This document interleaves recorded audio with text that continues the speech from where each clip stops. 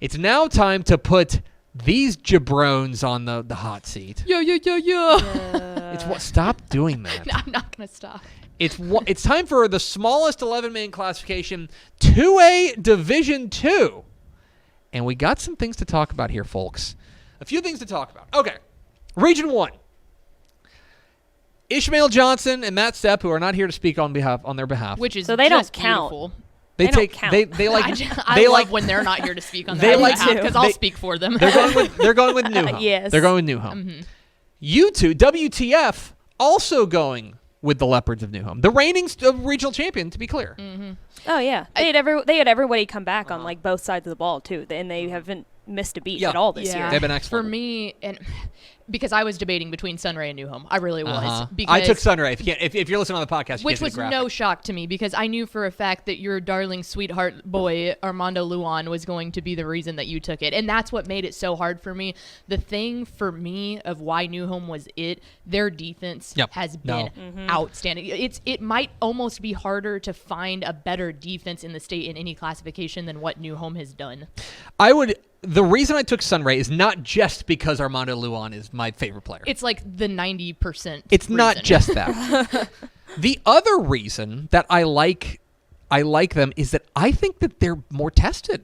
New Home, like even Sunray. Like Sunray has 2 losses, right? They're to Groover, who's state ranked, which, by the way, we need to talk about Groover. Groover is a sleeper in this region as well. And then to Stratford, who we're going to talk about, spoiler alert for the next one. Stratford's pretty darn good. So I look at this classification larger. Sunray's also got a win over Lubbock Christian, who's a quality private school team. I think they have run a tougher path. I think they're a little more battle tested. And by the way, if you take a look at the bracket, they would meet in an area round, second round. Like that Groover, the 1 point win for Sunray or for Groover over Sunray knocked Groover kind of into the dirty side of the bracket, and we're going to get into that real quick. So one of us or 4 of us are going to be wrong right out of the chute. Region 2. All of us like the reigning defending state champs, the Albany Lions.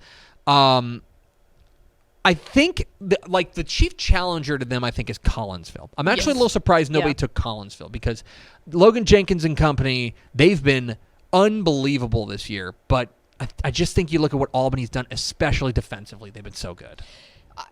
Man, when they got the which win was that? They Holly. got the Holly, win and over then Holly. They also beat Seymour too, like the week before. So they had back-to-back state ranked. Let me tell you, they had 3 wins in a row in week 3 through week 5. Seymour, Holly, and Comanche. That was huge. That is, I mean, Comanche's a playoff team in 3A. Right. You know?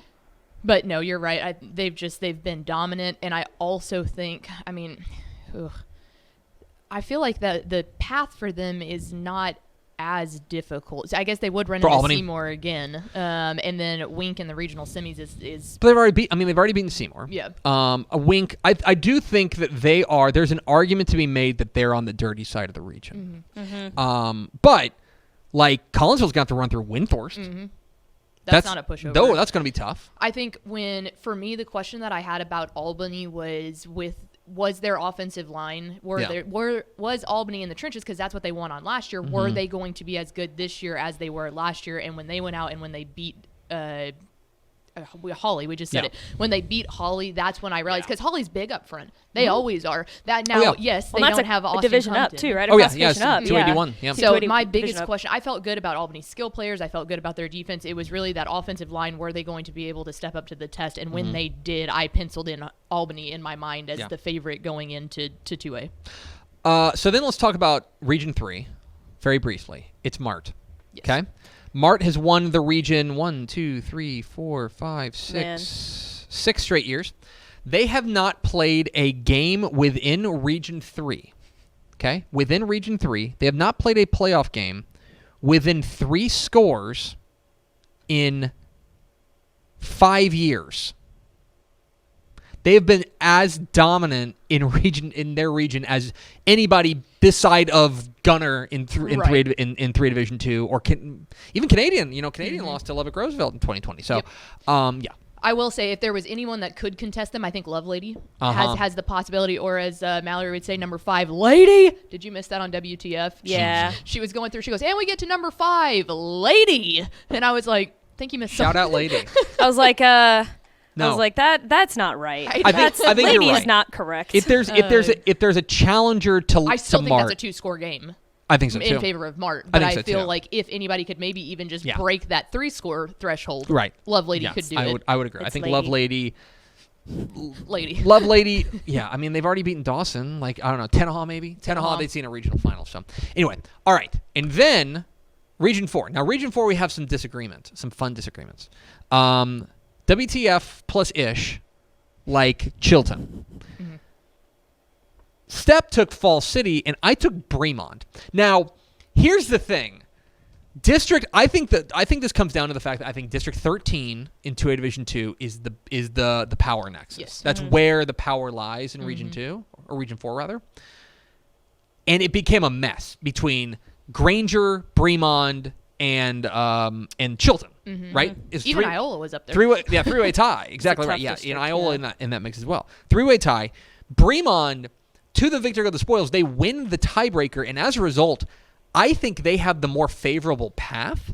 Like, for example, this means that like Bremond will see Fall City in a regional semifinal, and then they will see either, Burton, Granger, Chilton, or Bracketville in the regional final. They're going to be one of those. I think for me, that like what Bremond, all those games were close. I think they had the loss to Chilton. That's their loss, and I think that was like a super close game. I don't know. I think Bremond can get them again, and I think that. But Fall City is also like you kind of pencil them in as the favorite, you know. Well, and that's the thing. Fall City is always one of those teams that they did it again this year, just like they did last year. If you get off to a really slow start, you kind of bury them, and then when they hit playoffs, then they get in their stride. For me, and the reason that I picked Chilton was I thought that they had the easier path because they were not going to run into anybody that I think could give them a super big push until maybe a rematch with Granger or Burton, which is two teams that they have already seen before. So at that point, I think that Fall City Bremond is going to be more of a test for those two teams in the regional semis, and that team is going to be beaten down a little bit more. Can you imagine? That's where I went with Chilton. Think about for Granger. Granger ties for the district championship, and then because of the tiebreaker, they get Burton in the first round. Well, and then on top of that, the other thing that I thought about and what went through my brain was Chilton lost that one to Granger, and they would love nothing more than to meet back up with them in the regional semis and just try to step on their throat. So I was like, I don't want an angry Chilton on my hands. That's fair. That was my deciding. I do think that Region 4 is definitely the most wide open and the most unpredictable in 2A Division 2. Now, all of us here in the room have Albany going back-to-back and winning another state championship. Matt Stepp had the courage to go with Mart. All right. He likes Mart. Well, and that's fair. I mean, if there's one thing that we know, it's that they got embarrassed last year. And they could be back for... Then come back hot. The Mart train, when it's on the tracks, you don't want it being anger. And they were pretty young last year. You know, they got a lot back from that squad. So wouldn't be a surprise. But yes, there you go.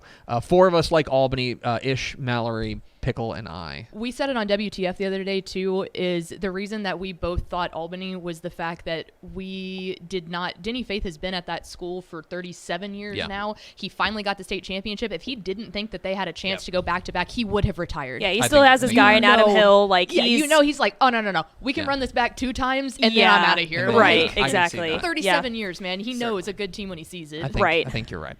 All right. That's 2A Division 2. Hey, thanks for watching this clip here on YouTube. If you like this kind of stuff and you want more of it, make sure you subscribe to our YouTube channel. And remember, you can watch us live every weekday at noon at TexasFootball.com, Facebook, Twitch, or here on YouTube. And if you want more of the best coverage of football in the state of Texas, check out TexasFootball.com and become a Dave Campbell's Texas Football Insider at TexasFootball.com/subscribe.